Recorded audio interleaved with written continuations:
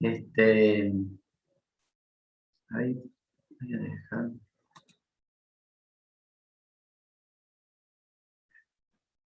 Bueno, hoy día vamos a ver, no sé si se acuerdan, les había comentado que hay 3 leyes de conservación, ¿sí? Conservación de la masa, conservación de la energía y conservación de la cantidad de movimiento. Ya hemos visto las 2 primeras y hoy vamos a empezar a ver la última, que es la ley de conservación de la cantidad de movimiento, ¿sí?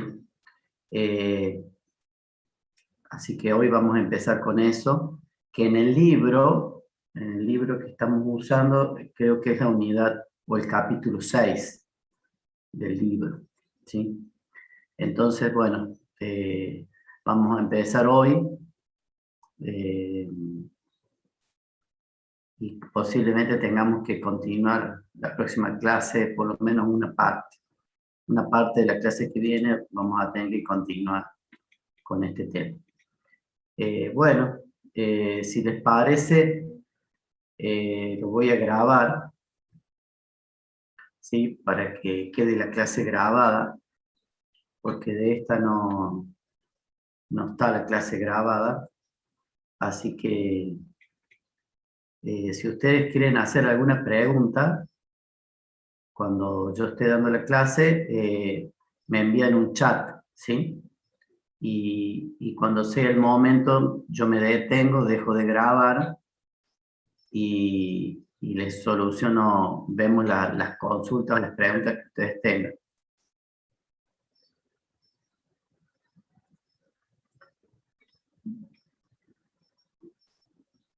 ¿Me escuchan bien?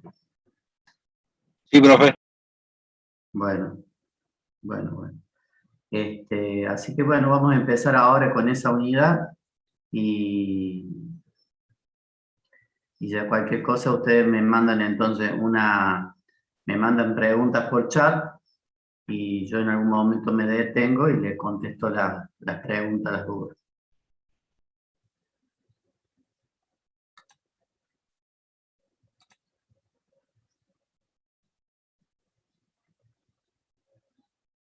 Bueno.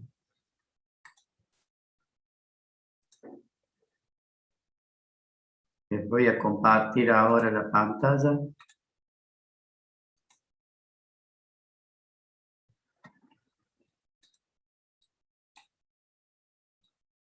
Vamos a tratar que quede bien grabado.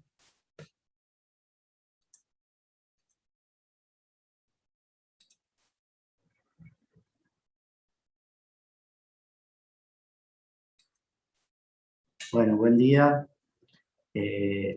Continuando con la materia mecánica de los fluidos, vamos a iniciar la última ley de conservación, que es la ley de conservación de la cantidad de movimiento. Bueno, la ley de conservación de la cantidad de movimiento, que se basa, digamos, en las leyes de Newton y conservación de la cantidad de movimiento. Las leyes de Newton son relaciones entre los movimientos de los cuerpos y las fuerzas que actúan sobre ellos. La primera ley de Newton expresa que un cuerpo en reposo permanece en reposo y un cuerpo en movimiento sigue en movimiento a la misma velocidad en una trayectoria recta cuando la fuerza neta que actúa sobre él es cero. Esta sería digamos, la descripción de la primera ley de Newton, ¿sí? Bien. La segunda ley de Newton establece que la aceleración de un cuerpo es proporcional a la fuerza neta que actúa sobre él y es inversamente proporcional a su masa. La tercera ley de Newton expresa que cuando un cuerpo ejerce una fuerza sobre un segundo cuerpo, este reacciona, este último ejerce una fuerza igual y opuesta sobre el primero. Entonces, de estas leyes de Newton tenemos que la fuerza, ¿sí?, en forma vectorial, va a ser igual a la masa por la aceleración vectorial. A su vez sabemos nosotros que la aceleración vectorial es igual a la derivada de la velocidad vectorial con respecto al tiempo, ¿sí? Entonces, F es la fuerza neta que actúa sobre el cuerpo y A es la aceleración de este cuerpo bajo la influencia de la fuerza F. Bien, entonces podemos decir que el producto de la masa por la velocidad va a ser la cantidad de movimiento. Y es una nueva, digamos, magnitud y es vectorial esa magnitud.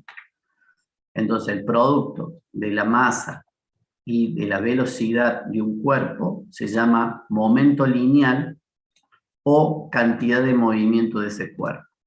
Y es igual al producto de la masa por la velocidad. Recuerden que la velocidad es vectorial, entonces la cantidad de movimiento esta, o también llamada momento lineal, es una magnitud vectorial. Entonces la segunda ley de Newton también se puede enunciar como la razón de cambio. Cuando decimos razón de cambio en el libro sería la derivada, la razón de cambio de la cantidad de movimiento de un cuerpo es igual a la fuerza neta que actúa sobre él. Entonces va a quedar así. La fuerza neta que actúa sobre él es igual a la derivada con respecto al tiempo de la cantidad de movimiento. Bien. Este enunciado, este último, hizo para usarse en mecánica de los fluidos cuando se estudian las fuerzas generadas como resultado de los cambios de velocidad de los flujos de fluido. Por lo tanto, en mecánica de los fluidos suele hacerse referencia a la segunda ley de Newton como la ecuación del momento lineal.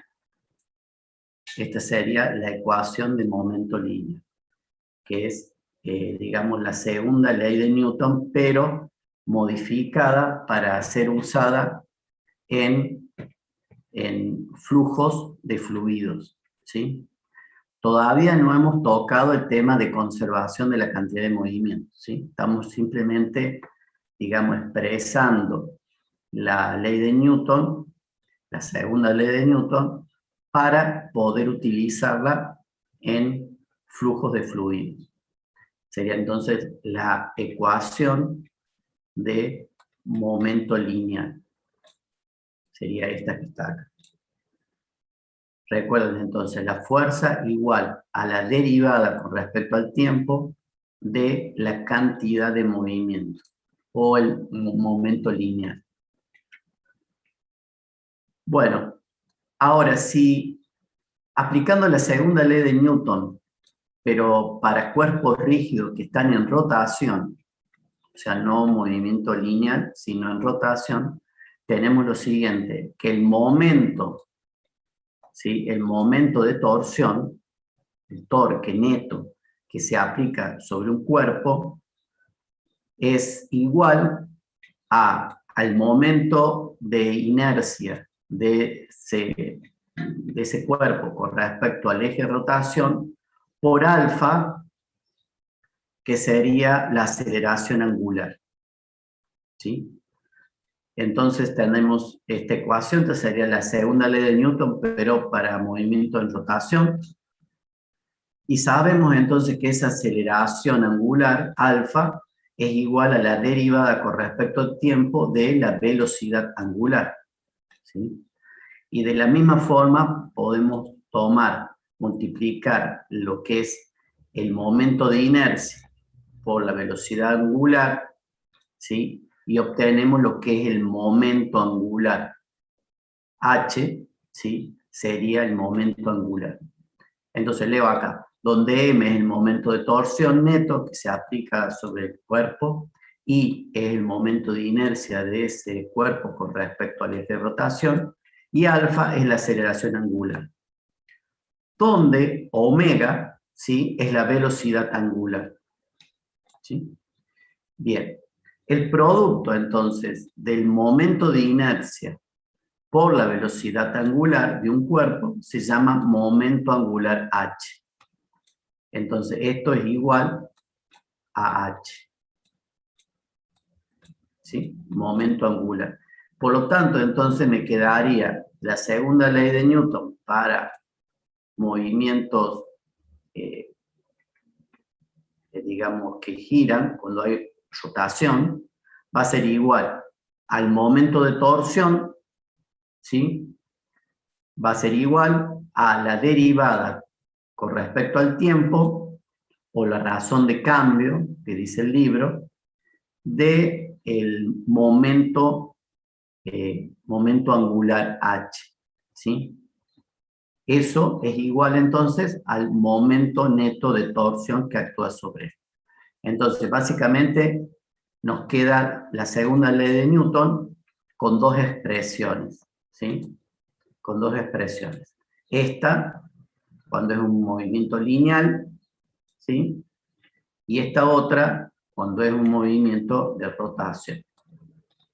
Sería la segunda ley de Newton para flujo de fluidos. Lo más apropiado para trabajar flujo de fluidos. Bien. Ahora vamos a entrar en el tema del principio de conservación de esa cantidad de movimiento. La cantidad de movimiento de un sistema se mantiene constante cuando la fuerza neta que actúa sobre él es cero. O sea, y por lo tanto la cantidad de movimiento de estos sistemas se conserva. Cuando entonces yo tengo que la fuerza que actúa es cero, esta me va a dar cero, voy a tener que esta derivada con respecto al tiempo va a ser igual a cero. Y la derivada, al ser igual a cero, este valor, que era el cantidad de movimiento o momento lineal, esto es igual a constante. O sea, se permanece constante en el tiempo. Por lo tanto, la derivada de una constante es igual a cero, y eso va a hacer que la fuerza resultante sobre el sistema sea igual a cero. ¿Sí? Bien, eso es lo que dice. Eso se conoce como principio de conservación de la cantidad de movimiento y se expresa como la masa por la velocidad igual a constante. ¿Sí? Así que siempre y cuando, por supuesto, siempre y cuando la fuerza sea igual a cero. La resultante de todas las fuerzas que pueden actuar sea igual a cero. ¿Sí? Ahora, lo mismo pasa cuando está en rotación. Cuando está en rotación, dice el momento angular total de un cuerpo en rotación permanece constante, ¿sí? Cuando el par neto de torsión que actúa sobre él es cero. Y entonces el momento angular de los sistemas de este tipo se conserva, o sea, es constante. Esto se conoce como principio de conservación del momento angular y se expresa como I por omega igual a constante. Recuerden que esto era H, ¿sí? Esto era H igual a constante. Bueno, entonces esto sería lo que se llama principio de conservación de la cantidad de movimiento y conservación del momento angular. ¿Sí? O sea, si la fuerza resultante o el par torsor resultante es igual a cero, tenemos que la cantidad de movimiento es constante. Las derivadas esas se hacen igual a cero. Esas derivadas con respecto al tiempo. Y por lo tanto, la cantidad de movimiento es constante si es un movimiento lineal y el momento angular también es constante, el h. ¿Sí? Bien, entonces son dos cosas diferentes. Una es la expresión de la ley de Newton modificada para flujo de fluidos, y otra cosa que va a la par es el principio de conservación de esas cantidades de movimiento. Bien, entonces vamos ahora a trabajar solamente con la ecuación del momento lineal, o sea, conservación de con la cantidad de movimiento lineal. Un momento lineal, el libro le llama. Bueno, entonces, la segunda ley de Newton para un sistema de masa m, ¿sí? Supongamos que, fíjense que ya empezamos a hablar de la palabra sistema cerrado. Entonces, si tenemos la ley de Newton aplicada a un sistema de masa m sometido a una cierta fuerza F, ¿sí?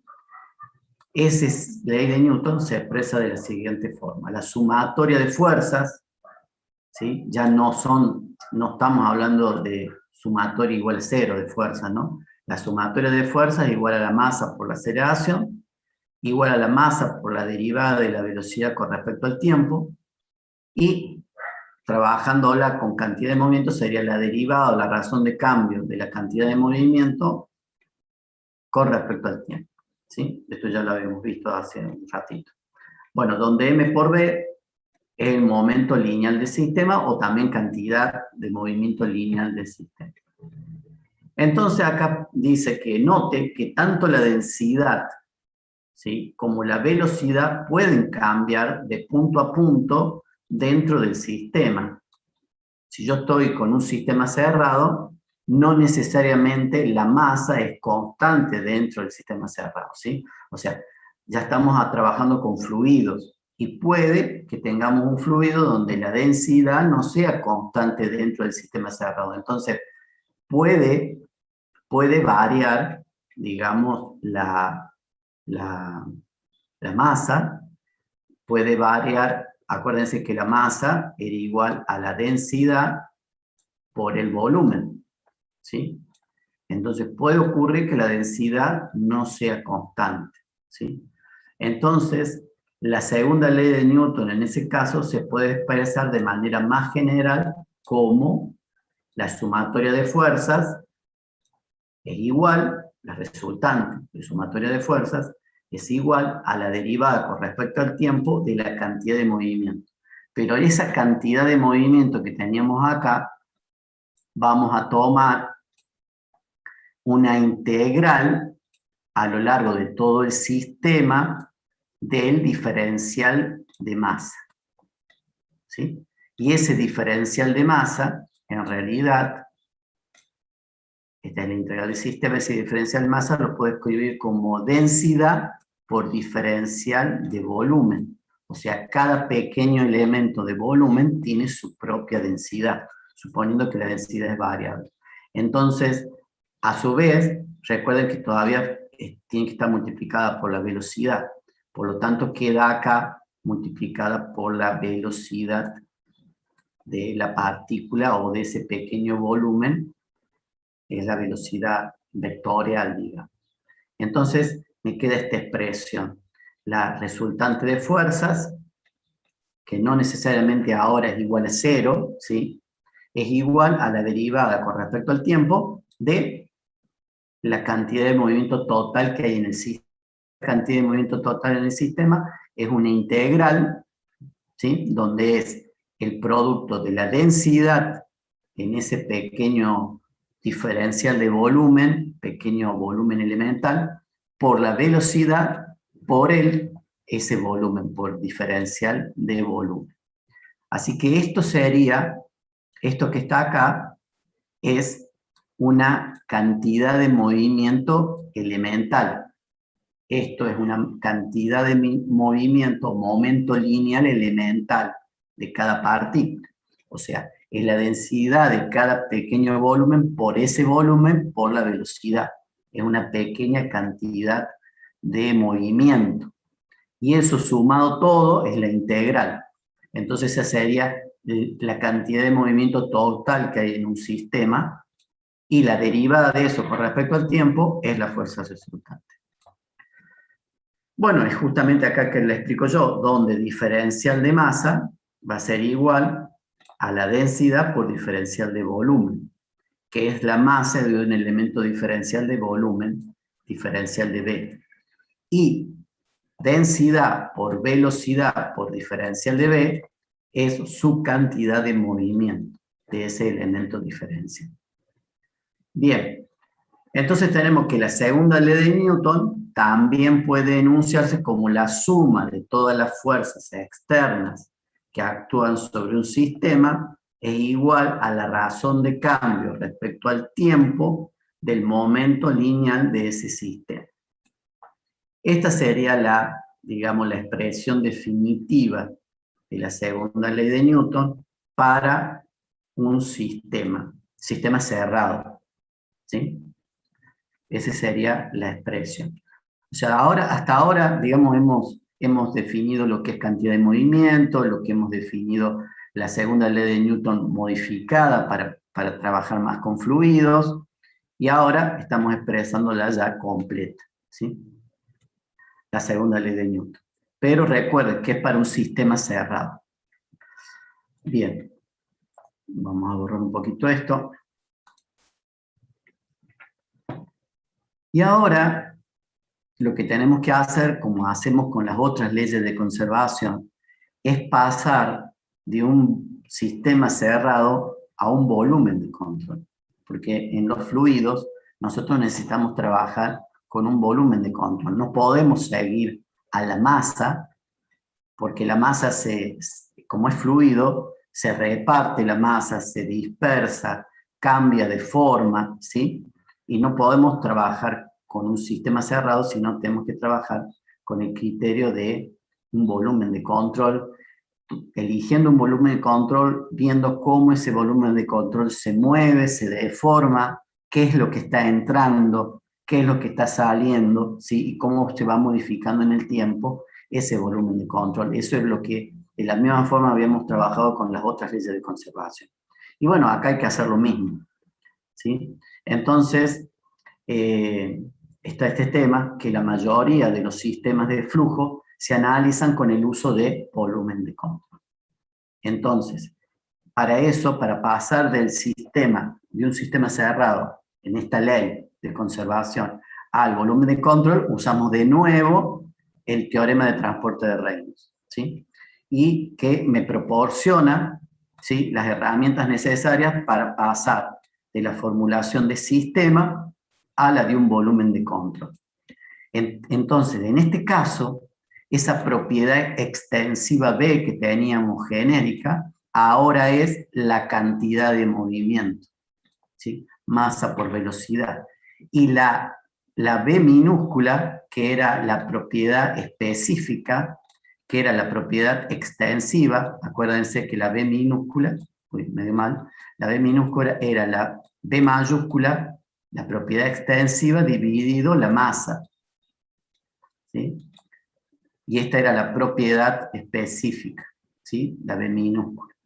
Bien, entonces en este caso, la B mayúscula, ¿sí?, es la cantidad de movimiento, recuerden que es vectorial, y la B minúscula va a ser la B mayúscula dividido M. Entonces me queda directamente velocidad. La B minúscula es velocidad. Acá también B minúscula es velocidad. Y este era el teorema de transporte de Reynolds en forma genérica para una propiedad extensiva cualquiera, ¿sí?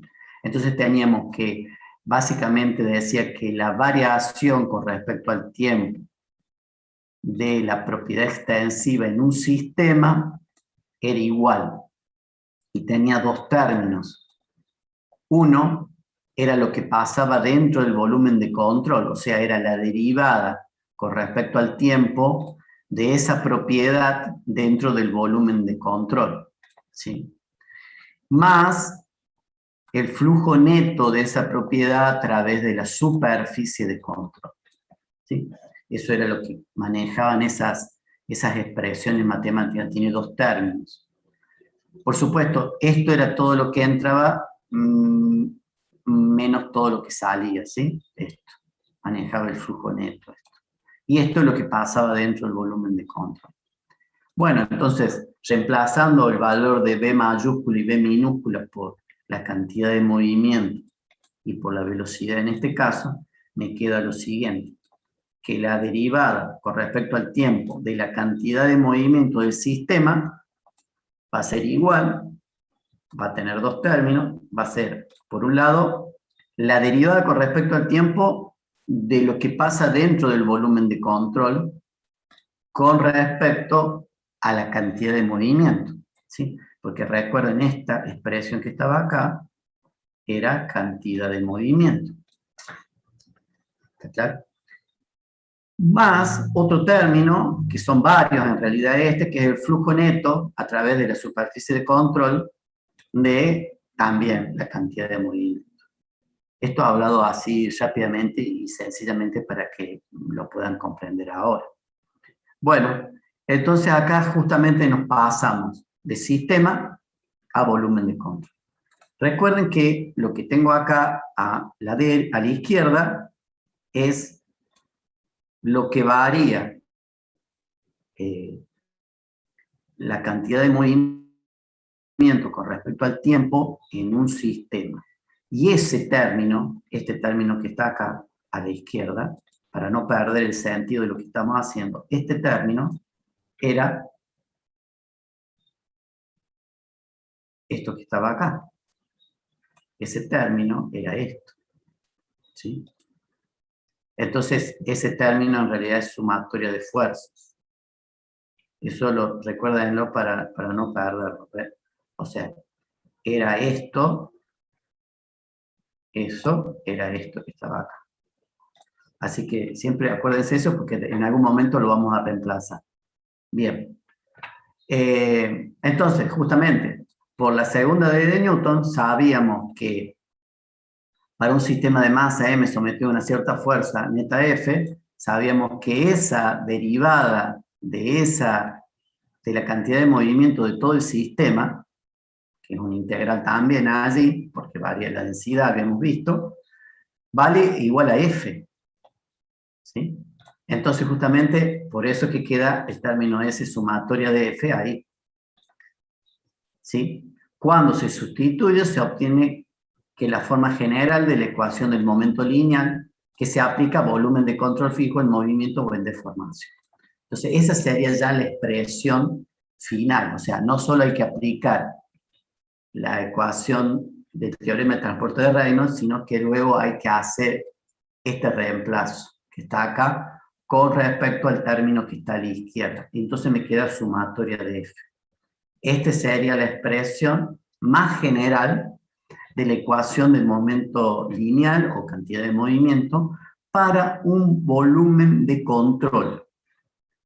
Como acá ya lo habíamos visto en las otras leyes de conservación, trabajo con velocidad relativa, el volumen de control puede ser un volumen de control fijo, puede ser un volumen de control en movimiento relativo, o puede estar deformándose alguna pared, ¿sí?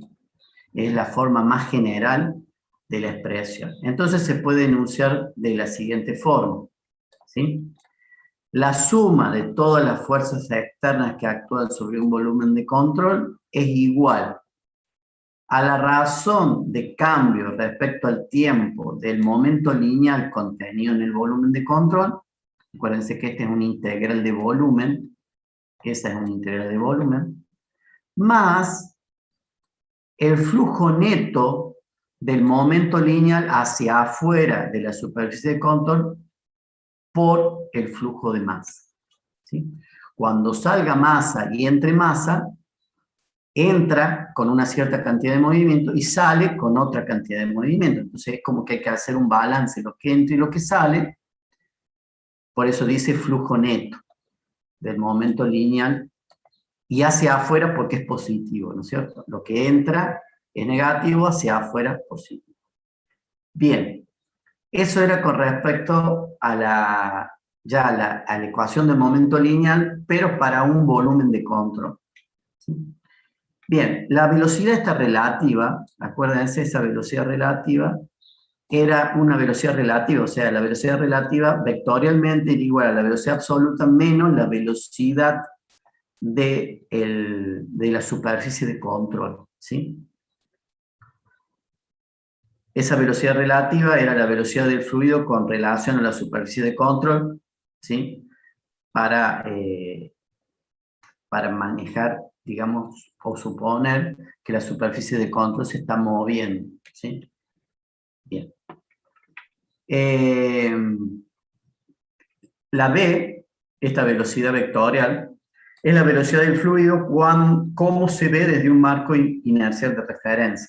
O sea, esta que está acá. Esta velocidad, ojo, esa es velocidad absoluta. Ven que hay dos velocidades ahí. Esta es la velocidad relativa y esta es la velocidad absoluta, que sería la misma esta que está acá, ¿sí? Para obtener la velocidad relativa. Bien, entonces, esta expresión que está acá, que es densidad por la velocidad relativa, producto escalar, la normal a la superficie del volumen de control, por diferencial de área, representa el flujo de masa que pasa por un elemento de área diferencial de A hacia adentro o hacia afuera del volumen de control. O sea, este elemento que está acá, voy a borrar un poquito ahí porque ese elemento que está ahí, fíjense, ρ por BR por N por diferencial de A, este elemento que está acá, S es el flujo de masa que pasa por ese elemento por unidad de área. O sea, fíjense que es la densidad por la velocidad relativa por el diferencial de área. Por supuesto, multiplicado acá porque solo nos quedamos con la componente normal al área, nada más.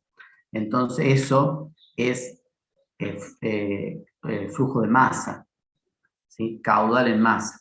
Y acá sería, la expresión esa sería esta. Sería esto, que está acá, pero sin la velocidad, ¿no? Al multiplicar el flujo de masa por la velocidad esta que está allí, es justamente la cantidad de movimiento. Bien. Bueno, y ahora empezamos a simplificar la ecuación de momento lineal, ¿sí? O sea, pasamos de esta expresión general para cualquier tipo de aplicación. Ustedes tienen que venir a esta, ¿sí? Esta sería la más general de todas, ¿sí? La más difícil también, pero la más general para hacer alguna aplicación específica, digamos. Y empezamos a tomar. Si el volumen de control está fijo, ¿sí? Y no hay movimiento ni deformación del volumen de control, que es el caso más simple que normalmente van a ver en los ejercicios, ¿sí? Tenemos que la velocidad relativa, entonces, es igual a B. Directamente la velocidad relativa es igual a la velocidad absoluta, ¿sí? Entonces me va a quedar directamente esta, que era velocidad relativa, me va a quedar igual a la velocidad absoluta, ¿sí? Eso es para un volumen de control fijo. En la mayoría de los casos, la fuerza F, ojo con eso, es una resultante de fuerzas esta, son fuerzas de peso, o sea, son fuerzas que genera la gravedad, fuerzas de presión y fuerzas de reacción, ¿sí? Bien, ahora, de nuevo lo simplificamos, podemos hacer otro tipo de simplificación, que es suponer que el flujo está en reposo, ¿sí? Si el flujo está en reposo, quiere decir que la derivada con respecto al tiempo de la cantidad de movimiento dentro del volumen de control es igual a cero. Si el flujo es estacionario, ¿no es cierto? Perdón, si el flujo es estacionario. Así que si es estacionario, esa derivada se hace igual a cero. O sea, no es que no hay cantidad de movimiento adentro, sino que la derivada con respecto al tiempo es cero y la cantidad de movimiento que está adentro es constante. Así que esto me da igual a cero, ¿sí? Por supuesto, sigo trabajando con velocidad relativa, o sea, que el volumen, me volví para atrás, le quité esa simplificación que tenía, que el volumen era fijo, ¿no? Entonces, si el flujo es estacionario, ¿sí? Si el flujo es estacionario, tenemos que la sumatoria de fuerzas en el sistema es igual a el flujo neto de cantidad de movimiento a través de la superficie de control. Porque ya no cuenta, porque internamente no cambia la cantidad de movimiento, la cantidad de movimiento es constante. O sea, ¿qué quiere decir? Que toda la cantidad de movimiento que entra es similar a la cantidad de movimiento que sale, ¿sí? Entonces, me da esto que no es, esto igual a 0, ¿sí? O sea, no se está llenando el volumen de control de más cantidad de movimiento o de menos, ¿sí? Se está manteniendo constante la cantidad de movimiento dentro del volumen de control. Si yo le calculo la variación con respecto al tiempo, veo que es igual a 0. Así que esta sería la expresión general cuando tengo flujo estacionario. ¿Sí? Flujo estacionario. Bien. Otra simplificación que puedo tener es que solo tengo una entrada y una salida. ¿Sí? Nada más. Entonces esta integral, que teóricamente contaba que tenía infinitas entradas y salidas, ¿sí? Ya no tiene un solo término nada más. No tiene muchos términos, sino tiene solo 2. Salidas y entradas, nada más, ¿sí? Ahora lo vamos a ver. Entonces, se desea volver a escribir la ecuación en forma algebraica en lugar de integral. Claro, ahora ya simplemente me van a quedar 2 términos, nada más. Se escribe la ecuación en términos de velocidades promedio y flujo de masa a través de entradas y salidas. O sea, si tengo una entrada y una salida, ya directamente la velocidad a través de esa sección de entrada o salida tomo una velocidad promedio, ¿sí? O sea, simplifico también eso, que dentro de la sección de entrada o salida voy a tomar que hay una velocidad promedio a lo largo de toda la sección. En numerosas aplicaciones prácticas, el fluido cruza las fronteras del volumen de control en una o más entradas o en una o más salidas y lleva con él algo de cantidad de movimiento hacia adentro o hacia afuera del volumen de control. Por sencillez, siempre se traza la superficie de control de tal manera que corte normal a la velocidad del flujo hacia adentro o hacia afuera en cada una de las entradas y salidas. Esa es otra cosa que habíamos visto en los otros leyes de conservación, que uno puede elegir como quiera la superficie de control. Entonces, uno generalmente elige la superficie de control que vaya paralela a los tubos de corriente.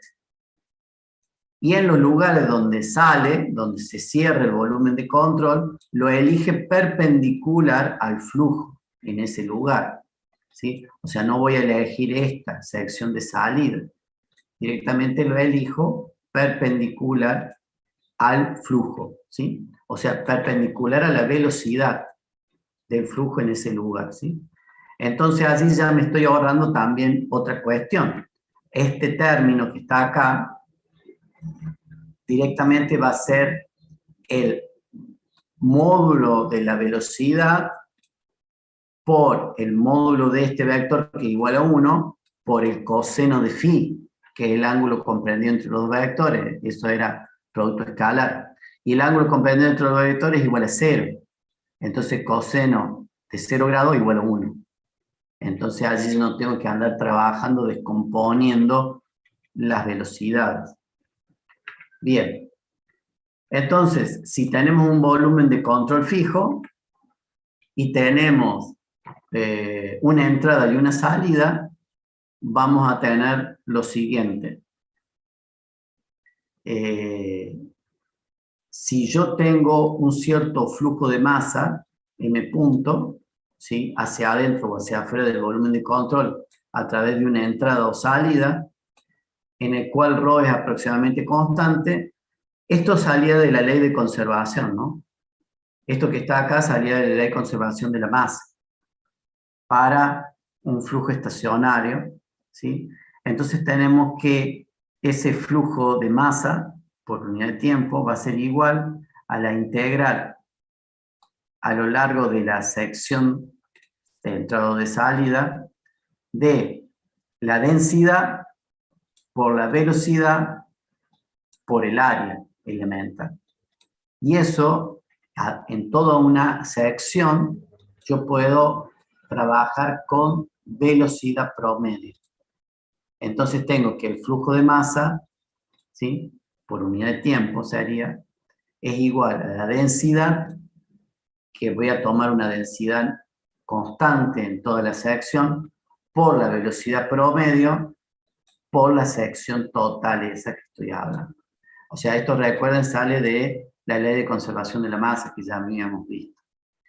Entonces, de esa forma, teniendo en cuenta esta expresión, ¿sí?, que el flujo de masa lo puedo calcular como, lo puedo expresar como la densidad por la velocidad promedio en la sección, por el área de la sección, puedo decir entonces que el flujo de cantidad de movimiento a través de una entrada o salida uniformes va a ser igual a el flujo de masa, la cantidad de movimiento, o sea, el flujo de la cantidad de masa, va a ser igual a la masa, el flujo de masa por la velocidad promedio. Y que en definitiva es igual a esto que está acá. Y esta integral que estaba acá es similar a la integral que ustedes vieron de esta que estaba acá. Es esta que está acá. Fíjense, ρ por la velocidad relativa por el diferencial de área. Ρ por la velocidad, por la otra velocidad, que ahora ya no es relativa, que es absoluta, por diferencial de área. Entonces, eso va a ser el flujo de cantidad de movimiento a través de una entrada o salida uniforme, ¿sí? Entonces, si yo tengo solo algunas entradas o salidas, nada más, algunas entradas y salidas como esta, una aproximación de flujo uniforme razonable en algunas entradas y salidas. Voy a tener, por ejemplo, acá un volumen de control fijo, y acá tengo una entrada, ¿sí?, que tiene un cierto caudal en masa, ¿sí?, y una cierta velocidad promedio. Acá tengo otra entrada, que tengo otro caudal en masa y otra velocidad promedio de entrada. Acá tengo una salida, que tengo un cierto caudal en masa de salida y una cierta velocidad promedio de salida. Otra salida más acá con su propia caudal en masa y velocidad de salida. Y acá otra salida más con su propio caudal en masa y su propia velocidad de salida. Recuerden que en un sistema como este habíamos visto que la relación entre estos caudales M.3, M.2, M.1 M. Digo porque es masa por unidad de tiempo, ¿no? M.5, M.4, esto lo manejaba la ley de conservación de masa, ¿sí?, que habíamos visto para un volumen de control. Solamente que ahora se agrega que en realidad tengo que manejar cantidad de movimiento, o sea, flujo de cantidad de movimiento que entra y que sale. Entonces sería el producto de estos dos, es flujo de cantidad de movimiento que está entrando por la sección 2. El producto de estos dos sería el flujo de cantidad de movimiento que está saliendo por la sección 3. Entonces, en definitiva, perdón, todavía no, dice, por desgracia, la velocidad a través de la mayoría de entradas y salidas de interés para el ingeniero en la práctica no es uniforme, o sea, hay un perfil de velocidades que no es constante, ¿sí?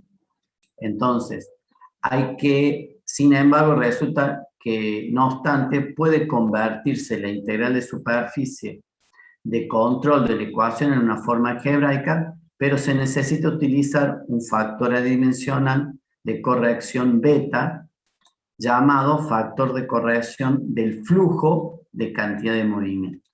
O sea, es una corrección que se realiza, ¿sí?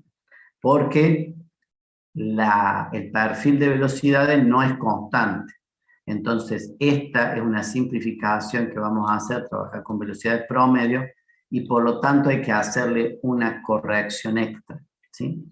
Entonces, en definitiva, me va a quedar esto. Que ese flujo neto de cantidad de movimiento va a tener varios términos, va a tener un término por cada salida, menos varios términos por cada entrada. Cada salida va a ser el flujo de el caudal en masa por la velocidad promedio por un factor de corrección beta. Eso va a ser cada salida. Y cada entrada va a ser igual. Va a ser el flujo de masa de esa entrada por su velocidad promedio por un valor de beta que es una corrección de esa entrada. Si hay varias salidas, va a tener varios de estos términos. Y si hay varias entradas, va a tener varios de estos términos. En este caso aparece este término porque es de nuevo el general para flujo no estacional, ¿sí? Pero ya lo vamos a simplificar.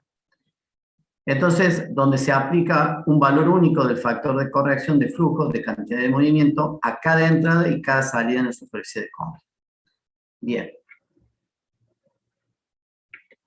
Acá hace un desarrollo de cuánto vale beta, ¿sí? Para cada caso. Beta es un valor tal que multiplicado por el caudal en masa y multiplicado por la velocidad promedio, me tiene que dar el flujo de caudal, el flujo de cantidad de movimiento a través de la sección, calculado así con la integral de esta. Entonces de allí se puede despejar beta, ¿sí? Y beta entonces sería igual a la integral esa del flujo de cantidad de movimiento dividido la velocidad promedio dividido el área y de nuevo dividido la velocidad promedio. Porque recuerden que este flujo de masa que estaba acá es igual a la velocidad promedio por el área, ¿sí? Multiplicado por, de nuevo, la velocidad promedio de este que estaba acá. Pero esto no quiero complicarles demasiado el desarrollo. Los comento simplemente para saber ahora cuánto va a valer beta. Bueno, de allí hace el cálculo, ¿sí? Del factor de corrección. Hacemos una integral, ¿sí?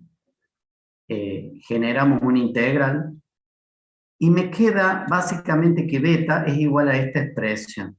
Entonces, teniendo yo el perfil de velocidades, estudiándolo al perfil de velocidades, puedo obtener, y luego realizando esta integral de forma numérica, puedo obtener el valor de beta, ¿sí? O sea, hay una forma para obtener el valor de beta experimentalmente, teniendo el perfil de velocidades, ¿sí? Esto yo acá voy a necesitar el perfil de velocidad. Si el perfil de velocidades es un flujo laminar, lo habíamos visto en flujo en tuberías, si el flujo es laminar, el perfil de velocidades tenía esta expresión, que tenía forma parabólica. Esto lo habíamos visto en flujo interno, ¿sí? Entonces yo puedo introducir esta expresión en la integral, acá, y calcular beta cuando tengo flujo laminar. Entonces, en ese caso, plantea que el flujo es incompresible y estacionario en reposo, establece que el volumen de control se corta a través del flujo normal al eje de este, y por lo tanto calcula esa integral y obtiene que para flujo laminar el valor de beta es igual a 4/3. O sea, vale 1.33. Y por lo tanto es un valor importante. No es un valor cercano a 1. Entonces es importante ese factor de corrección para flujo laminar.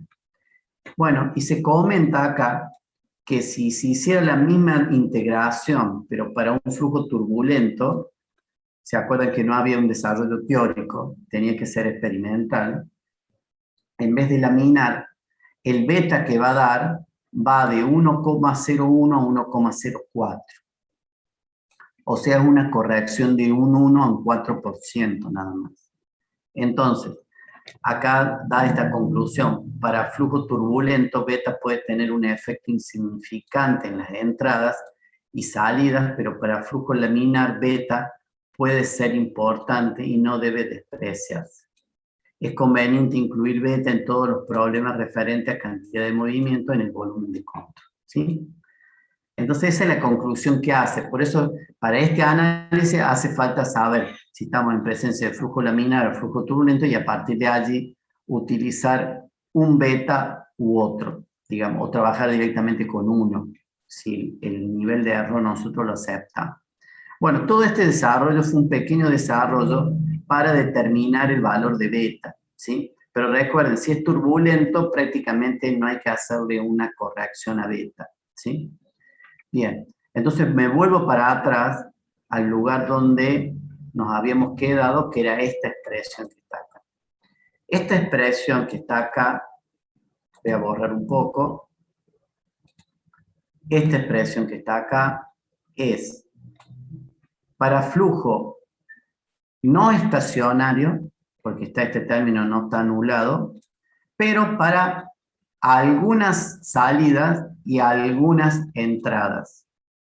Y, por supuesto, que el volumen de control, las salidas y entradas están elegidas normal a la superficie de salida y entrada, y a la vez trabajamos con una velocidad promedio, ¿sí? Y trabajamos con un factor de corrección de flujo de cantidad de movimiento. Recuerden, este valor corrige el flujo de cantidad de movimiento. Bueno, y la otra simplificación que tiene es que estamos trabajando con en este caso, volumen de control fijo, porque no hay un valor de velocidad relativa puesta acá. Bueno, entonces, volviendo a lo que estábamos viendo, tenemos que, si a la vez el flujo es estacionario, ¿sí? Si a la vez el flujo es estacionario, tenemos que esto, que habíamos dicho recién, esto es igual a 0. Entonces, si el flujo es estacionario y a la vez el volumen de control está fijo y a la vez tenemos algunas entradas y salidas nada más, o sea, discretos, vamos a tener que me va a quedar la siguiente expresión. Esta va a ser la expresión que vamos a tener. Entonces, si el flujo también es estacionario en reposo, el término de la derivada respecto del tiempo de la ecuación se anula y queda lo siguiente, que es la ecuación del momento lineal en flujo estacionario en reposo con algunas entradas y algunas salidas. Sería la sumatoria de las fuerzas igual a la sumatoria en las salidas de B, beta, factor de corrección, por el caudal en masa por la velocidad promedio de cada sección de salida, menos la sumatoria en cada sección de entrada del factor de corrección por el flujo de masa por la velocidad. La ecuación expresa que la fuerza neta que actúa sobre el volumen de control en el curso del flujo estacionario en reposo es igual a la diferencia entre las razones de flujo entrantes y salientes de la cantidad de movimiento.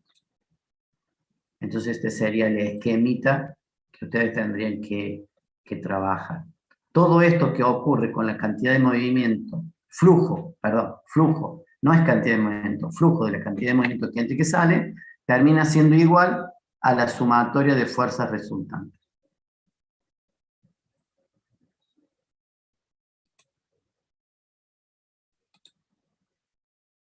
Bueno, ¿alguna pregunta?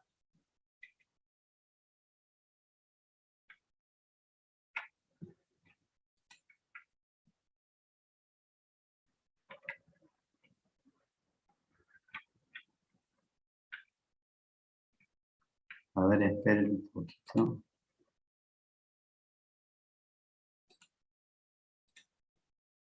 ¿Alguna pregunta? Si quieren abrir micrófonos, me quieren preguntar algo. Ahí yo paré la grabación.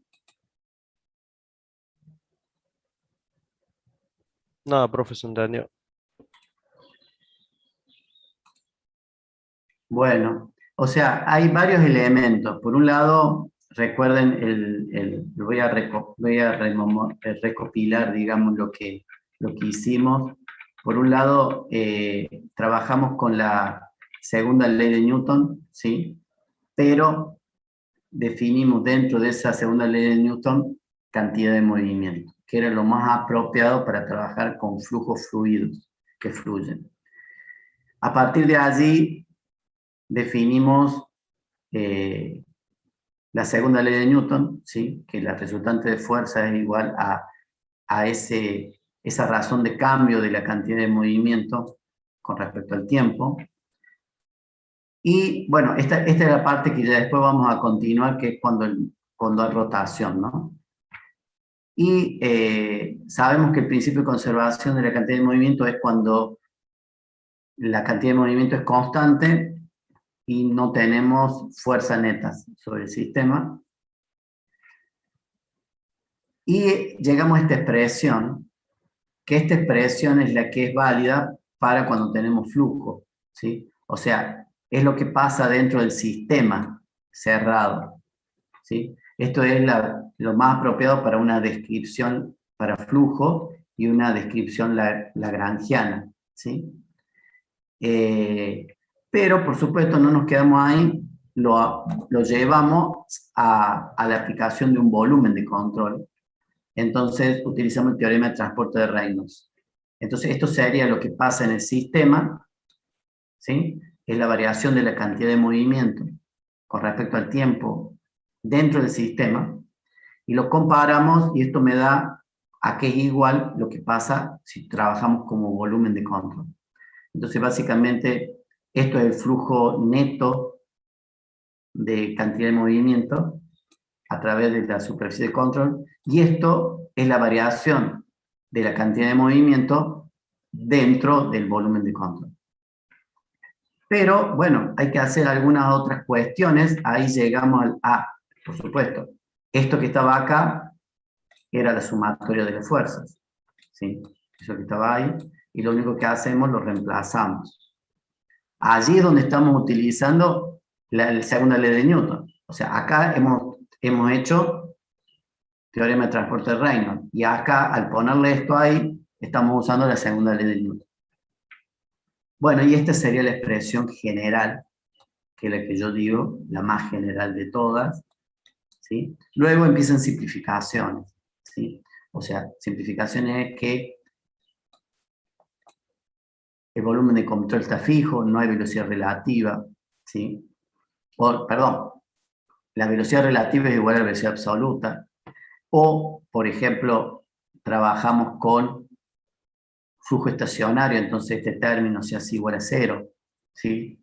O trabajamos, en vez de trabajar con una integral de esta, trabajamos con varias entradas y salidas, entonces integramos en cada entrada, trabajamos integrando en cada entrada, elegimos la superficie, la sección de entrada o de salida normal, entonces ya directamente no trabajamos trabajamos directamente con, digamos, este producto escalar, no lo utilizamos, sino directamente ya es el valor. Recuerden que un producto escalar me da un escalar, entonces allí ya directamente trabajo con el módulo del vector, directamente. Igual con una salida, va a pasar lo mismo, elijo una salida normal, y entonces esto me va a comandar solamente, por ejemplo, en este caso voy a tener 3 términos de entrada y 2 términos de salida. Se simplifica. Después otra simplificación que puede ocurrir es que yo, en vez de trabajar con un perfil de velocidades, trabaje con velocidades promedio. Y luego, en el medio hay que hacer una corrección extra, que es el valor de beta, ¿sí? El factor de corrección del flujo de cantidad de movimiento. Bien, entonces, allí llegamos a esta expresión que está acá, ¿sí? Que es la que normalmente se usa en los ejercicios, ¿sí? Esta que está acá. Entonces ustedes de este van a tener, de salida, van a tener tantos términos como salidas haya. Y de entradas van a tener tantos términos como entradas, secciones de entradas haya, ¿sí? Entonces, eso es lo que ustedes tienen que entender. Bien, hagamos un recreo de 15 minutos más o menos, ¿sí? Y continuamos un ratito más. ¿Les parece? Sí, profe. Sí, profe. Sí. ¿Alguna pregunta? Profe, a mí me quedó un poco de curiosidad con el factor de corrección. Sí, ¿Es uno distinto para cada entrada y cada salida? claro. En teoría sí. Pero bueno, yo por allí tratando de simplificar, de no volverlo loco a ustedes, en realidad, si es flujo laminar, si uno puede asegurar que es flujo laminar y por lo tanto el perfil de velocidad es parabólico, y en este desarrollo que está acá, ¿sí? Nosotros podemos entender que ese factor de beta vale 1,33, ¿sí? Más allá del valor promedio, ¿no? O sea, el valor promedio por 1,33 por el flujo de masa. Pero, justamente después dice abajo, si es flujo turbulento, ustedes habían visto que para flujo turbulento ya las cuestiones no son teóricas, sino que hay mucho de experimental, de datos empíricos, y se ha desarrollado, ¿sí?, cálculos que dan que ese valor de beta debería estar entre 1,01 y 1,04, ¿sí?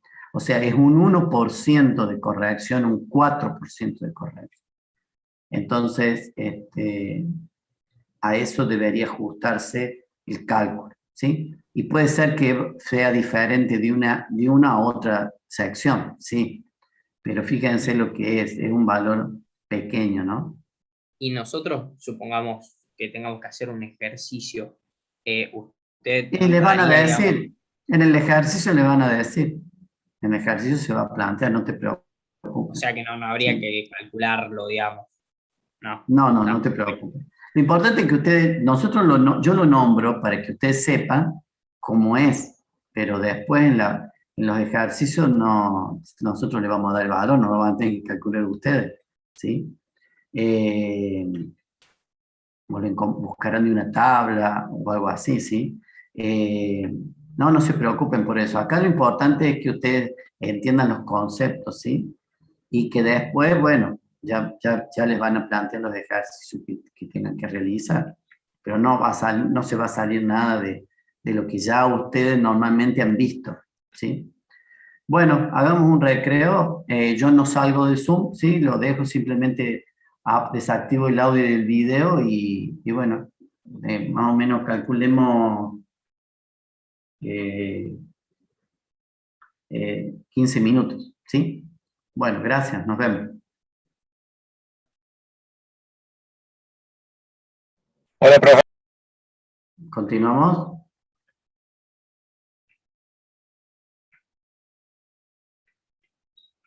Sí.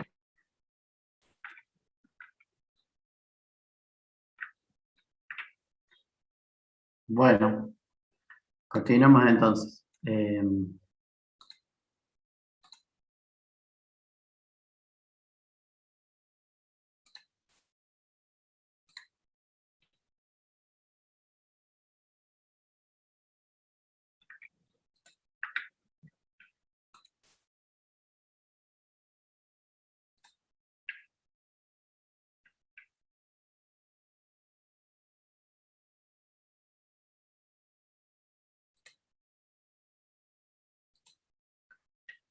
Bueno, entonces tenemos que la ecuación del momento lineal o de cantidad de movimiento para un flujo estacionario en reposo va a ser igual a la sumatoria de fuerzas igual a la sumatoria del flujo de cantidad de movimiento para cada salida menos la sumatoria del flujo de cantidad de movimiento para cada entrada.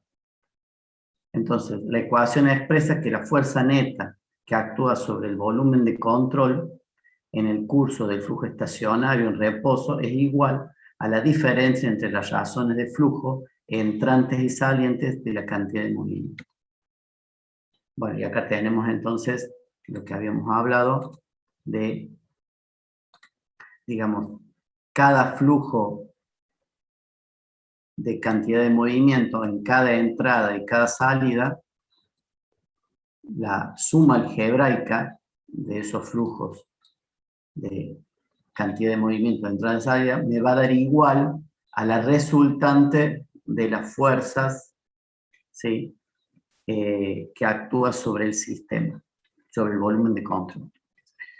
Bien, si tenemos ahora sí ya por fin una sola entrada y una sola salida, la expresión anterior queda como esto. O sea, como nosotros teníamos un M para cada entrada, M punto, para cada entrada y salida, ¿sí? O sea, acá teníamos M.2, M.3, ¿sí? Era el flujo de masa, caudal en masa, por unidad de tiempo, de la entrada 2, de la entrada 3, ¿sí? Ahora, si tenemos una sola una entrada y una sola salida y el flujo estacionario, tenemos que, tanto para la entrada como para salida, este M punto es la misma. Entonces se puede sacar factor común de las dos flujos de masa. Y va a quedar que la resultante de fuerzas va a ser igual al caudal en masa, o flujo de masa por unidad de tiempo, por la diferencia de el beta 2, si es que hay una corrección por la velocidad de salida, menos el beta 1 por la velocidad de entrada. Acá hay que recordar algo, que estas velocidades son vectoriales, ¿sí? Eso no se ha simplificado. Que yo elija una cara normal, una sección de salida normal al flujo, uno de los productos escalares de una de las velocidades sí se hace igual al módulo de ese valor, pero no el otro, ¿sí? Acuérdense que había dos velocidades. Una sigue siendo vectorial, ¿sí? Entonces, por eso es que esta expresión, que es una resta de dos vectores, es igual a una fuerza, ¿sí? Bueno, y este sería el esquema. El esquema sería un volumen de control fijo, acuérdense de flujo estacionario también, una sola entrada, una sola salida. La entrada tiene un flujo de masa M, un cierto factor de corrección B, beta, y una cierta velocidad B1 vectorial de entrada. Sería promedio, digamos, en toda la sección. Y la salida tendría su propio beta 2, su propio M punto, que es el caudal por unidad de tiempo, caudal en masa, por la velocidad vectorial. Eso va a ser igual a la resultante de fuerzas. Pero también es un vector, ¿sí? Bueno, por ejemplo, acá tenemos un caso. Supongamos que tenemos una situación como esta, donde hay un ducto, digamos, agua, ¿sí? Y tenemos una sola entrada y una sola salida. La entrada tiene esta dirección, la velocidad, y la salida está en dirección horizontal, ¿sí? Tenemos una sola entrada, una sola salida, tenemos flujo estacionario, y bueno, entonces planteando la ecuación de conservación de la cantidad de movimiento, de momento lineal, me queda igual a esto. Entonces, acá yo tengo lo siguiente. Fíjense en esta parte. Por un lado, tenemos el volumen de control, que yo lo elijo como yo quiera, ¿sí? Entonces, por un lado, elijo el volumen de control que pase perpendicular a los dos flujos de entrada y salida, y después el volumen de control lo podría elegir por acá, lo elegí, o por acá, cuando yo quiera, pero en este caso lo elegí tomando también el apoyo, ¿sí? Está el volumen de control y la superficie de control, ¿no? Entonces, yo planteo este sistema y voy a tener que me da una resta de dos vectores, ¿sí? Una resta vectorial. La resta vectorial esa, acá la tienen. Tengo este flujo de cantidad de movimiento de salida, que es esta, un flujo de cantidad de movimiento de entrada, ¿sí? Pero cambia de signo. Acá está, cambia de signo. Entonces, es una resta a partir de este punto, vectorialmente, ¿se acuerdan cuando hacían resta de vectores? Se cambia la dirección y se los pone en el sentido que nazca donde termina el otro vector. La cuestión es que el vector resultante de esa resta, ¿ven? De esta resta, va a ser del origen del primer vector al final del segundo vector. Y esa va a ser el vector resultante de fuerza en magnitud, dirección y sentido. O sea, acá en el apunte lo expresa, digamos, gráficamente lo hace, ¿sí? Para que ustedes tengan una idea. Y esa es la fuerza de reacción. La fuerza de reacción que le está haciendo la base para cambiar la cantidad de movimiento, porque si bien el flujo de masa que entra es igual al flujo de masa que sale, ¿sí?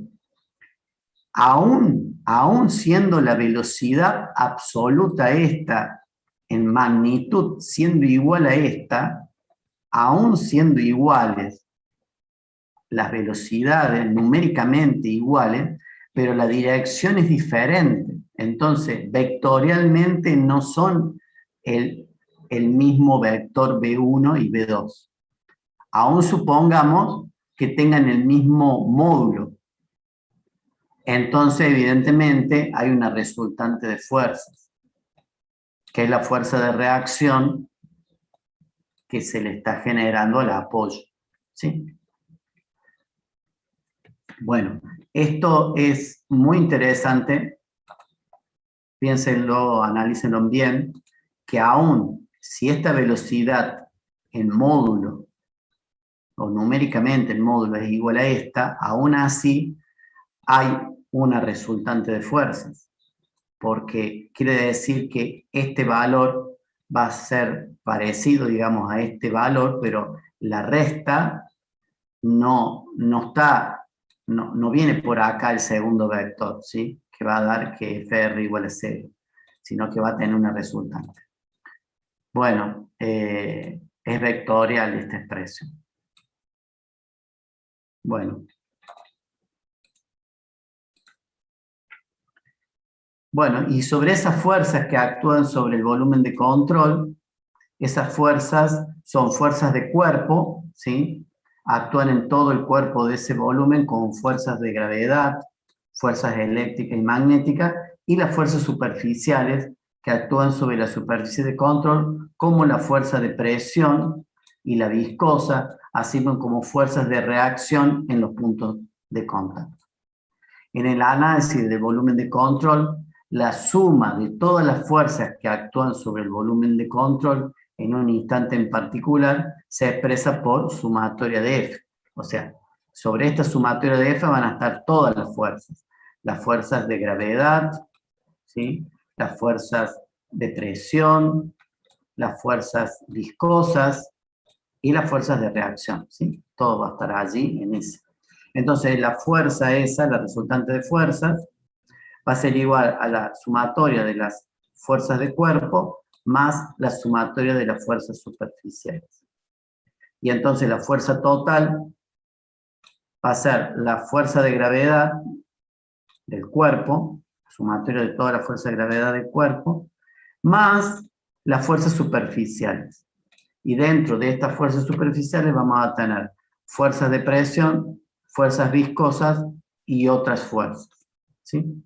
Este análisis de fuerza está en la primera parte del apunte, ¿sí? Está en la primera etapa donde habla de todos los tipos de fuerzas que pueden trabajar sobre un sistema y volumen de control. Bueno, con esto creo que ya está para poder ver algunos ejercicios, ¿sí? Para poder trabajar con ejercicios. Y bueno, ahí en el libro hay un primer ejemplo, hay 3 ejemplos que les pido que lo vean, ¿sí? Vamos a ver acá uno, que es la fuerza necesaria para sostener un codo deflector en su lugar. O sea, parecido a este esquema que habíamos visto recién, muy parecido a esto. Vamos a ver la parte, un ejercicio práctico. Y con eso ya vamos a terminar por lo menos de este tema que hasta acá que yo quería llegar. Bueno, entonces, tenemos que la fuerza necesaria para sostener un codo deflector en su lugar. Se usa un codo reductor para desviar hacia arriba 30 grados un flujo de agua que viene por un tubo horizontal a razón de 14 kilos por segundo. Este sería el caudal, el masa. Mientras acelera al mismo tiempo, ¿sí? El codo descarga el agua hacia la atmósfera.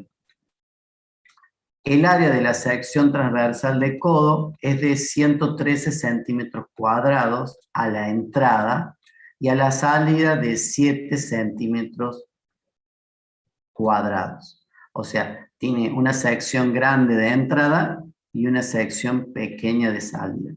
La diferencia de elevación entre los centros de la salida y de la entrada es de 30 centímetros. O sea, aparte de cambiarle el ángulo al chorro de agua, al flujo de agua, le cambia un ángulo de 30 grados y tiene este caudal y tiene una sección de entrada y una sección de salida. Aparte de cambiar, cambia también la altura, ¿sí? 30 centímetros más arriba. Se considera que el peso del codo y del agua en él es despreciable. O sea, esto es una hipótesis. El peso del codo y del agua, vamos a considerar que lo podemos descartar.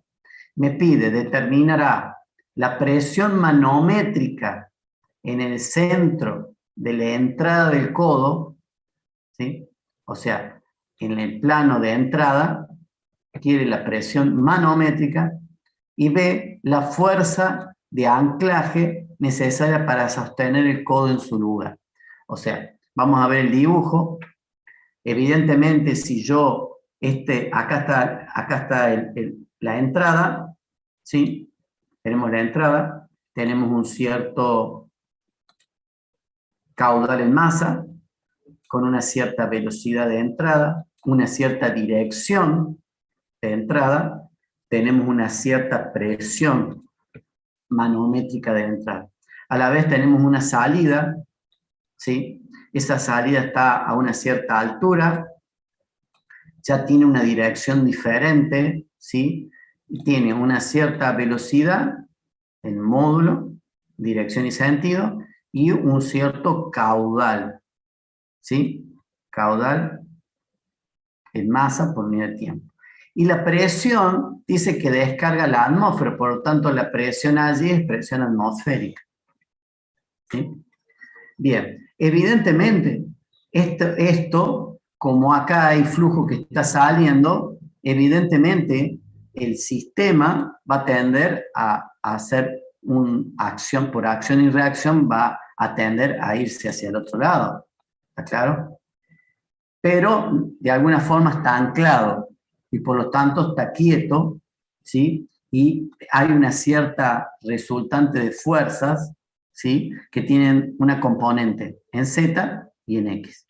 ¿Sí? Ahí está planteado el problema, gráficamente está planteado el problema. Bueno, entonces vamos a suponer, ¿sí?, que el agua tiene una cierta densidad de 1000 kilos por metro cúbico. O sea, vamos a suponer que tiene esa densidad y a la vez la densidad es constante, ¿sí? Bueno, y por otro lado, se toma el codo, ¿sí?, como volumen de control. O sea, elijo al codo como volumen de control. Entonces, si acá hay un flujo, también podemos pensar que hay un tubo de corriente acá. Hay un tubo de corriente que yo siempre les digo que en realidad piensen eso. Está bien, es la superficie, pero es un tubo de corriente y tiene una entrada y una salida. La entrada la elegimos perpendicular a la velocidad de entrada y la salida también elegimos la superficie de control perpendicular a la salida. Y el resto, todo paralelo, coincidente con el tubo de corriente, ¿sí? O, digamos, las paredes del conducto. Se designa entrada 1 y 2, o sea, la 1 va a ser la entrada, la 2 va a ser la salida. También se toman las coordenadas X y Z, como se muestra en la figura. Claro, si tenemos que tomar un sistema de coordenadas, ¿sí? Y vamos a trabajar con coordenadas X y coordenadas Z. Y vamos a plantear la ecuación de continuidad. O sea, la ecuación de continuidad para este sistema de flujo, vamos a suponer que es estacionario, ¿está claro? No lo habíamos dicho todavía.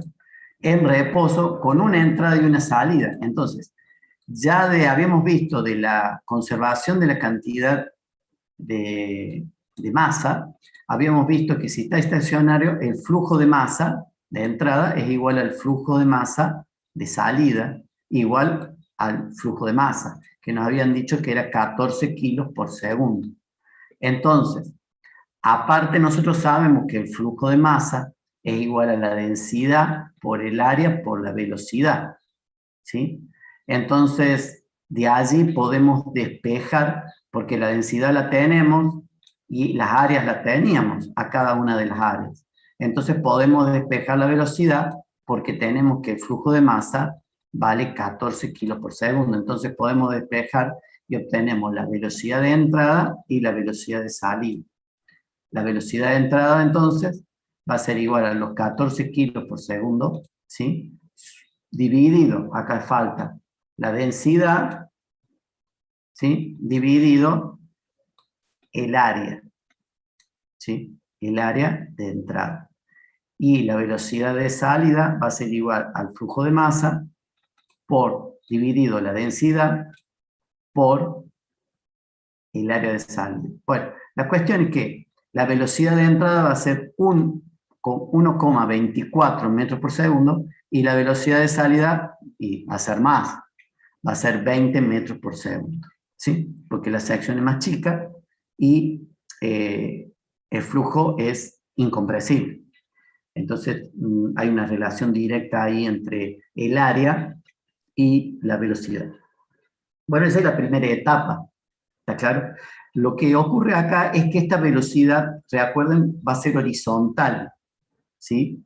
Y esta velocidad no va a ser horizontal, va a tener un cierto ángulo de 30 grados, ya nos dan el ejercicio. Y a la vez hay una diferencia de alturas acá, hay una diferencia de altura de 30 centímetros. Bien, entonces, a partir de allí podemos plantear Bernoulli, ¿sí? Vamos a suponer que no hay, en ese tramo tan cortito, no hay pérdidas por fricción, ¿sí? Vamos a suponer que no hay pérdida por fricción, entonces podemos aplicar Bernoulli y no ecuación de la energía, ¿sí? Aplicamos Bernoulli y se usa la ecuación de Bernoulli como una primera aproximación para calcular la presión En el capítulo 8 se aprenderá, bueno, esto era porque en el libro, digamos, el capítulo que estamos viendo ahora está antes del capítulo 8, pero en realidad, bueno, estamos tomando en cuenta que la fricción, no hay fricción, ¿sí? Está claro, en las paredes. Entonces tenemos que planteamos la ecuación de Bernoulli. ¿Entre qué puntos? Entre el punto 1, que es la entrada, y el punto 2 a la salida, ¿sí? Esa es lo que tenemos que plantear entre el punto 1 a la entrada y el punto 2 a la salida. Entonces, planteamos la ecuación de Bernoulli, ¿sí?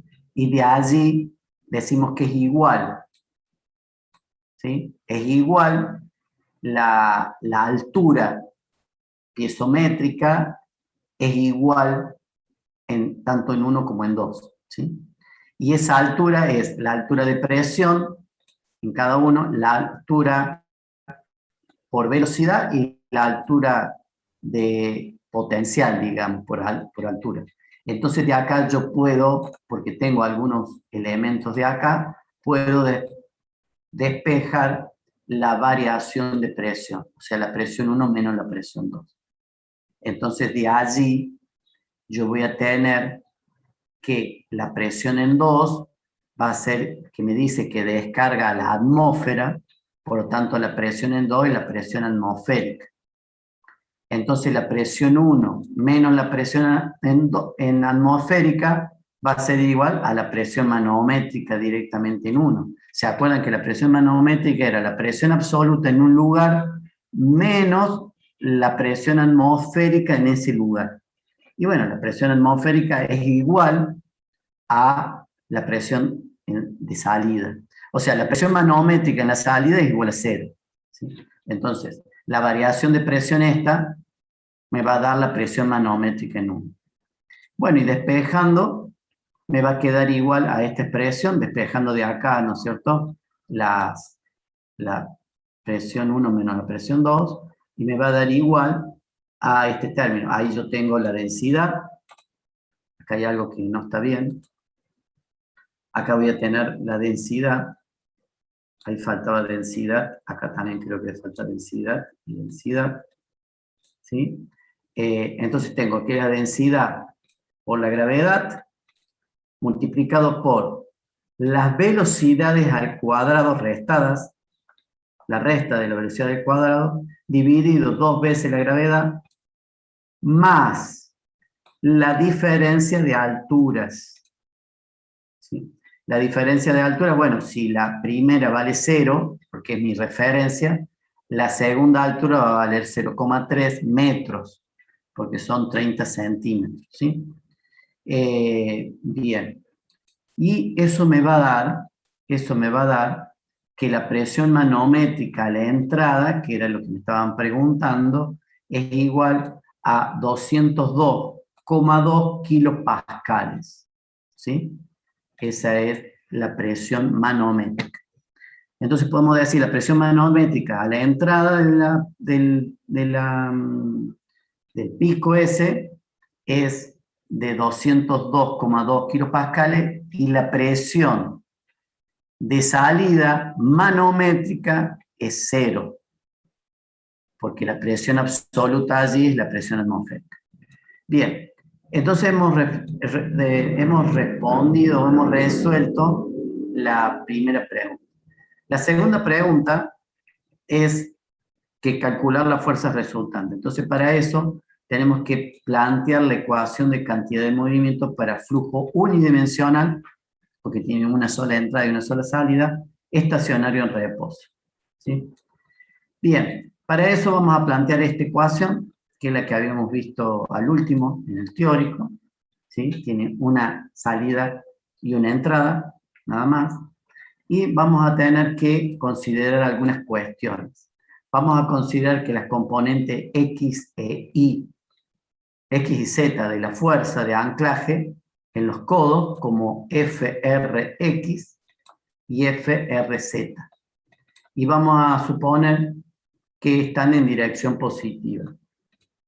También se usará la presión manométrica, ya que la presión atmosférica actúa sobre toda la superficie de control. Entonces las ecuaciones de la cantidad de movimiento a lo largo de los ejes X y Z quedarán así. Entonces, el tema para la cuestión de los ejercicios, como esta es una expresión vectorial, yo puedo reemplazarla por dos expresiones escalares. Una en el sentido X y otra en el sentido Z. Eso es lo que hago en la práctica, ¿sí? Planteo equilibrio de fuerzas, digamos, busco resultantes horizontales y resultantes verticales, tanto de la cantidad de movimiento como de las fuerzas. Bien, entonces, en ese caso voy a tener lo siguiente. Que la resultante de fuerzas en X más la presión manométrica por el área de entrada, ¿sí? Acuérdense que la sumatoria de fuerzas eran fuerzas de presión y fuerzas de superficie, ¿sí? Entonces, estoy contabilizando solamente las fuerzas de reacción sobre el volumen de control más la fuerza de presión. Y la presión, tomo la presión manométrica por el área de entrada. Eso va a ser igual a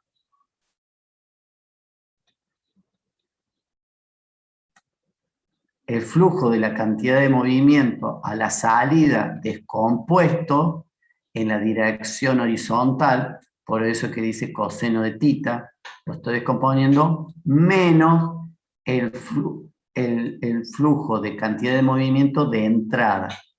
Pero el de la entrada es totalmente horizontal, entonces directamente es igual a la velocidad 1, directamente. A este hay que descomponerlo porque tiene una componente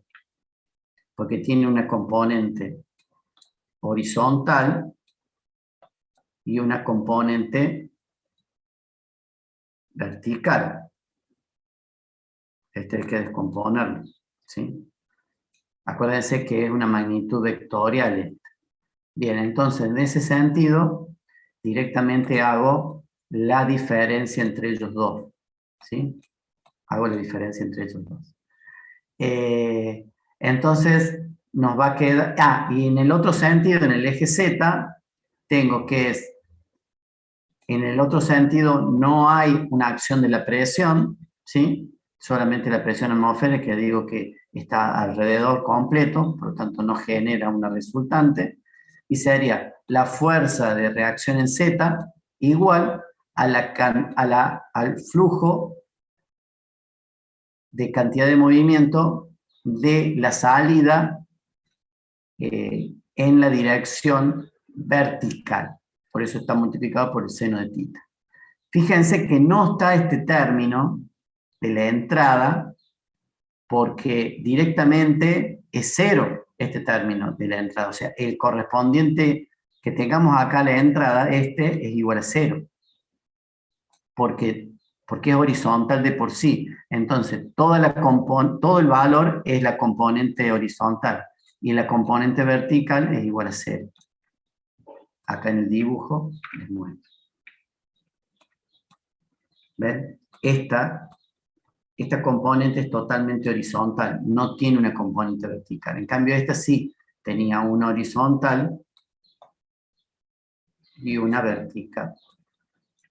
Bueno, ahí está establecido el sistema y por lo tanto de acá nosotros podemos despejar las dos fuerzas. De esta despejamos la fuerza de reacción en X y de esta otra la fuerza de reacción en Z.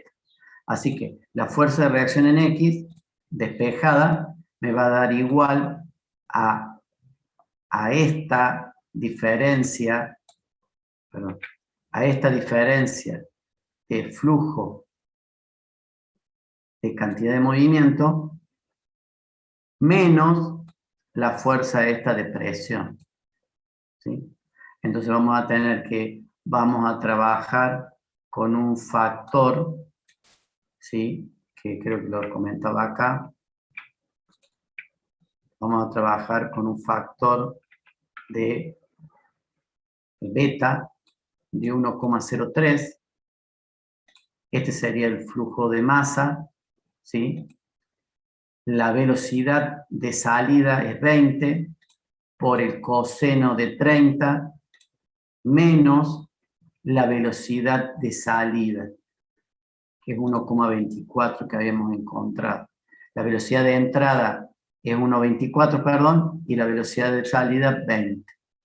Bien, y eso me va a dar un resultado de la fuerza de reacción en X vale 2053 newton. ¿Sí? De la misma forma, sacamos la otra fuerza de reacción en Z.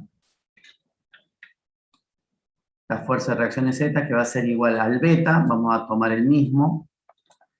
El flujo de masa es igual a 12 kilos por segundo, por la velocidad de entrada es 20 metros por segundo, por el seno de tita, que ahora sería el seno de 30. Acá era coseno de 30, acá el seno de 30.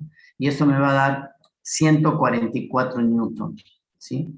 Entonces en la reacción hay una fuerza horizontal y una fuerza vertical. En realidad es una sola fuerza que tiene un cierto ángulo, ¿cierto? La que tiene componentes 2053 newton en X y 143 newton en Y. Fíjense en el signo negativo de esta. Quiere decir que es contraria al sentido que le pusimos al principio, ¿sí? El resultado negativo para FRX indica que la dirección supuesta es errónea en el dibujito y que debe invertirse. Por lo tanto, FRX actúa en la dirección de X negativo, o sea, actúa hacia allá, ¿sí? Bien. Discusión. Existe una distribución de presión diferente de cero a lo largo de las paredes interiores del codo, pero como el volumen de control está fuera del codo, estas presiones no aparecen en el análisis, ¿sí? Ahí lo vamos a ver. El valor real de P1 manométrica será más alto que el calculado aquí debido a las pérdidas de fricción y otras pérdidas irreversibles en el codo. O sea, si nosotros consideramos pérdidas irreversibles, ¿sí? La presión manométrica en 1 tiene que dar un poquito más, porque tendría que tener más presión para vencer esas resistencias y tener la velocidad, acá la velocidad esa de salida, ¿sí? Esa presión acá tendría que ser mayor, ¿sí? Para generar esta variación de velocidad entre V1 y V2. Pero bueno, no está mal considerar que no hay fricción, sobre todo si estos son tramos, si es un tramo corto esto, ¿no? Bien. Bueno.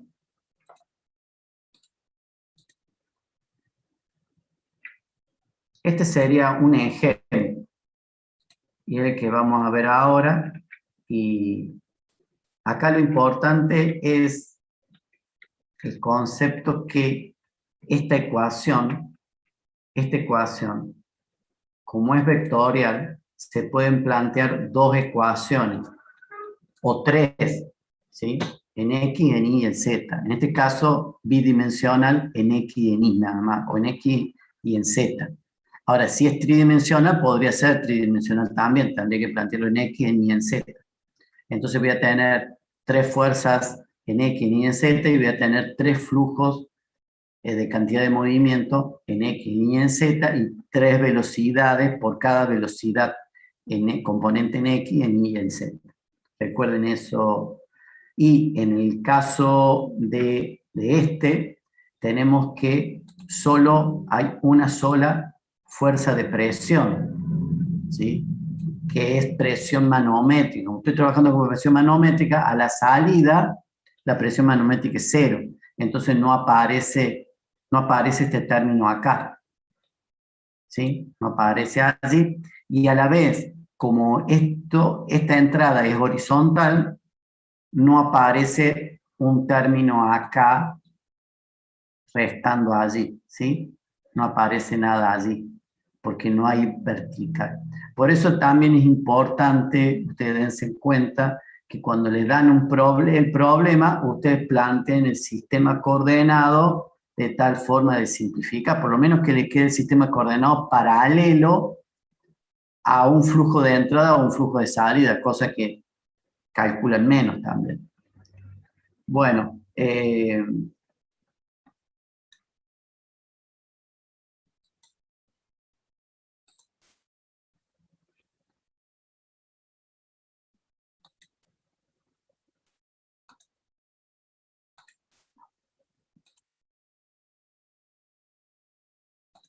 bueno, ahí paré la grabación. No sé si tienen alguna consulta para hacer.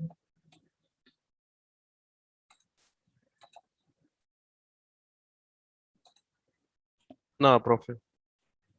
Bueno, esto es un ejercicio. Fíjense, primero que se plantean varias hipótesis que hay que tenerla en cuenta. El flujo incompresible, el flujo estacionario. Estamos considerando que es ya con el S beta, que es flujo turbulento, ¿sí? Estamos considerando todas esas cuestiones y estamos tomando que al descargar en la atmósfera, la presión en la salida es igual a la presión atmosférica. Eso también es importante. Y estamos considerando flujo sin fricción, por eso usamos Bernoulli. Y bueno, y trabajamos con fíjense, esta parte de acá, trabajamos con la ecuación de continuidad. O sea, casi sin querer, trabajamos con ecuación de continuidad para obtener esto. Luego, trabajamos con la ecuación de Bernoulli, que sería una ecuación de la energía simplificada, y después trabajamos con la ecuación de cantidad de movimiento, o sea, todo, completo, ¿sí? Y a la vez trabajamos con el sistema de descomponiendo las cuestiones vectoriales en dos direcciones. Es muy interesante estos ejercicios, es como que ya junta toda la materia, digamos, la junta para entender un fenómeno, ¿sí? Hay dos ejercicios más que lo vamos a ver la clase que viene. Vamos a ver esos otros dos ejercicios. Bueno, ¿alguna otra consulta que tengan?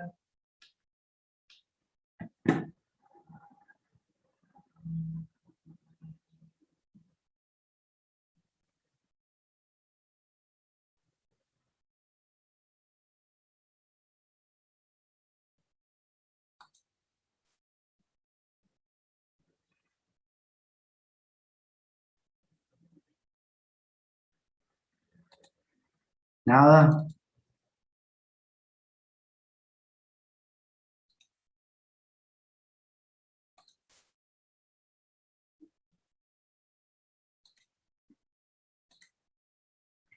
Bueno, en el libro, los ejercicios que hay, los ejemplos que hay otros dos ejemplos, los voy a comentar nada más ahora. Por ejemplo, el primer ejercicio, el primer ejemplo es lo que yo les comenté, cómo se calcula el factor de corrección cuando tenemos flujo laminar. Ahora les comparto la pantalla. Acá.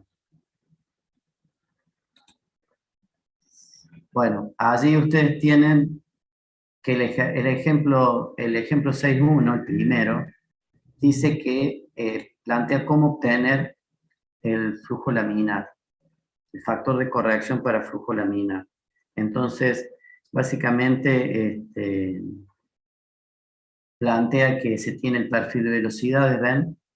Para flujo laminar, que eso se obtuvo cuando vimos flujo interno en tuberías en régimen laminar. Y bueno, con esa se hace una integración allí y se obtiene que vale 4/3. Bueno, el otro ejemplo que está es el que vimos, que es fuerza necesaria para sostener un codo deflector en su lugar con un ángulo de 30 grados. ¿Sí? El siguiente ejemplo que hay es fuerza necesaria para sostener un codo de inversión en su lugar. O sea, un codo como este que gira el flujo 180 grados. También es muy interesante. ¿Sí?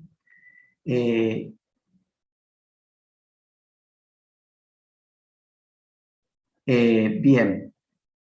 Y bueno, por supuesto, también hay una elevación. Acuérdense que cuando hay una elevación importante, hay que tener en cuenta esa elevación. ¿Sí? Eso es parte de cuando lo tienen que aplicar ahí en Bernoulli, ¿sí? Una variación de altura. ¿Sí?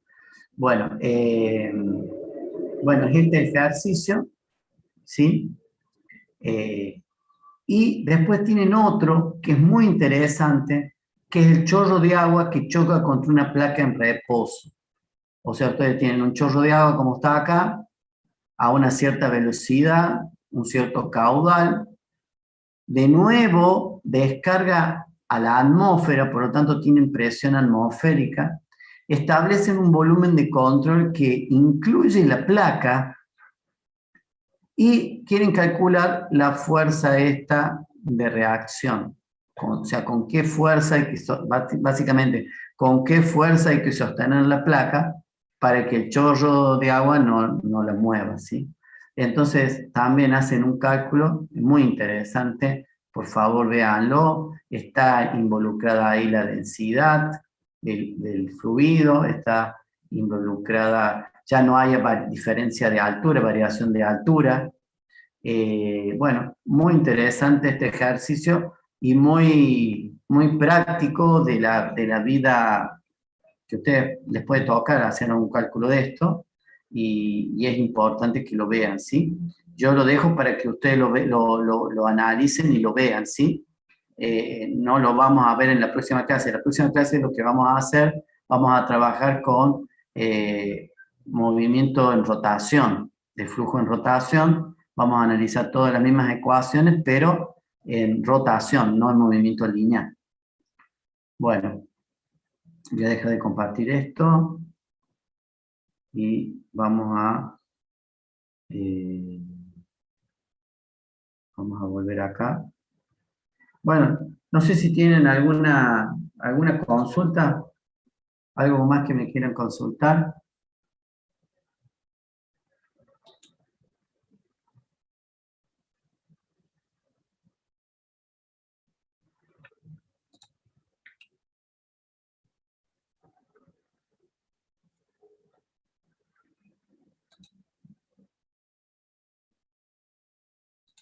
¿Nada más?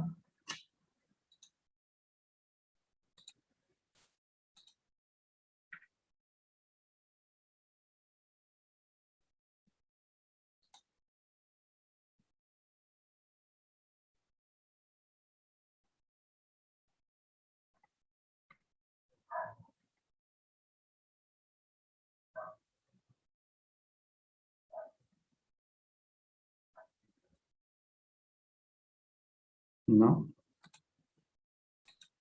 Bueno, entonces le repito, ese era un ejemplo del libro, ¿sí? Que vimos, y acá hay otro ejemplo de fuerza necesaria para sostener un codo de inversión en su lugar, ¿sí?